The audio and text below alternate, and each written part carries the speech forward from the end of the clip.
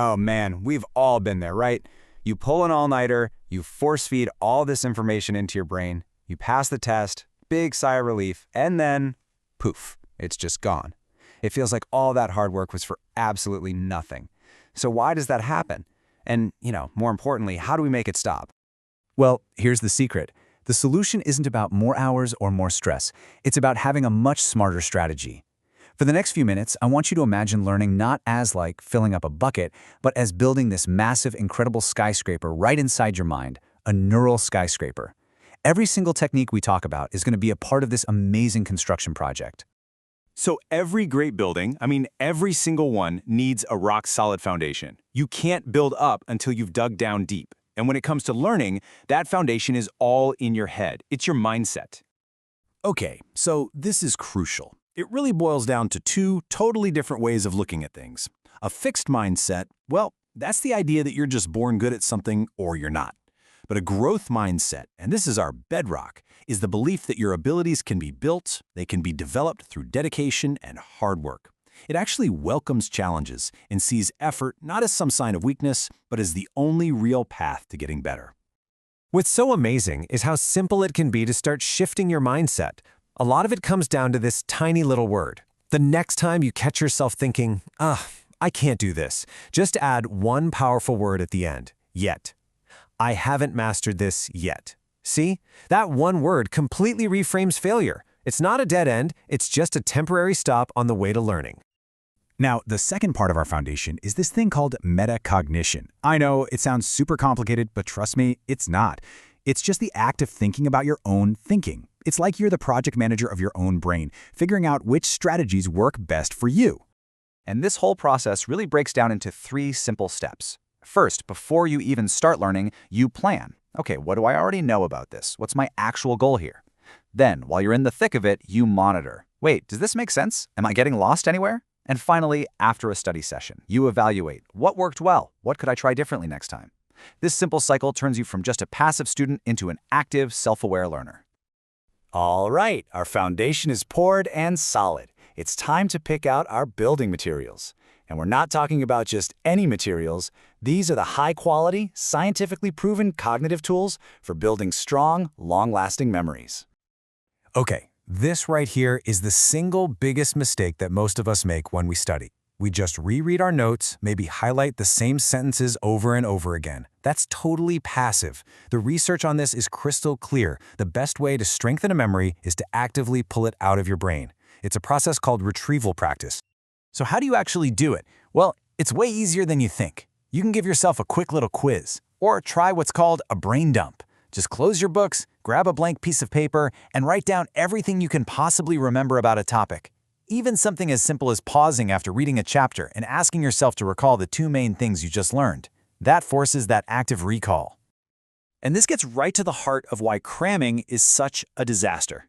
Our brains are basically wired to forget. It's called the forgetting curve, and it's a brutal downward slope where we lose stuff super fast. But spaced repetition is like a hack for this system. By reviewing stuff at bigger and bigger intervals, right when you're about to forget it, you send a powerful signal to your brain that this info is important. You literally flatten that curve and build a memory that lasts. Here's another powerhouse tool for you, the Feynman Technique. And it's so beautifully simple. You just take a concept you're trying to learn and you try to explain it out loud in the simplest terms you can, like you're teaching it to a little kid. This process is amazing because it instantly shows you where the gaps in your own understanding are. And this quote just nails it, doesn't it?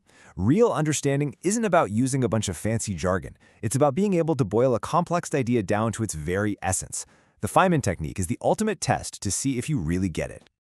Okay, we've got our foundation, we've got our materials. Now for the really fun part, the actual construction. This is the disciplined floor-by-floor work that's going to raise our neural skyscraper high into the sky. Now this isn't about just mindlessly going through the motions. That's not practice. Deliberate practice is different. It's structured.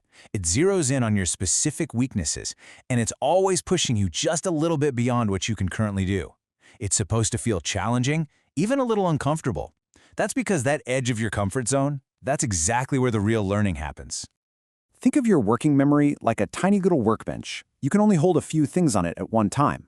So to avoid getting totally overwhelmed, you have to manage your cognitive load.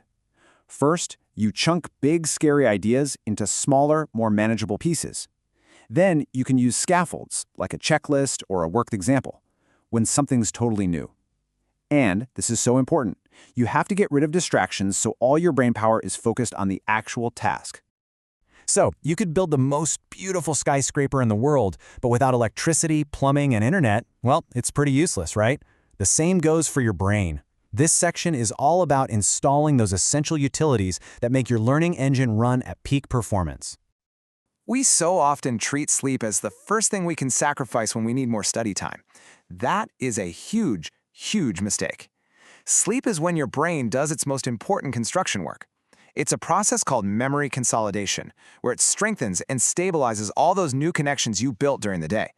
Seriously, sleep is absolutely non-negotiable. Okay, what is this number all about? 25? This is kind of a magic number for staying focused in a world that's just full of distractions. It's the core of a simple but powerful time management method called the Pomodoro Technique. Here's the deal. You set a timer for 25 minutes, and for those 25 minutes, you give one single task your complete, undivided attention. No phone, no email, nothing. When that timer goes off, you have to take a 5-minute break. This little cycle is amazing for preventing burnout, and it breaks down these giant, overwhelming projects into small, focused sprints. Finally, let's talk feedback. We really need to stop thinking about feedback as a judgment, like getting an A or a C on a paper. Real, useful feedback is just information. It's specific, timely data that tells you exactly what you need to adjust next time to get closer to your goal. It's like the GPS for your entire construction project. So, we've laid the foundation, we've gathered all our top-notch materials, we put in the hard construction work, and we've hooked up all the utilities. Now it's time to step back and take a look at the complete architectural blueprint for mastery. And here it is. This is our whole framework. It all starts on that solid foundation of a growth mindset. You build with high-quality materials, like retrieval practice and spaced repetition.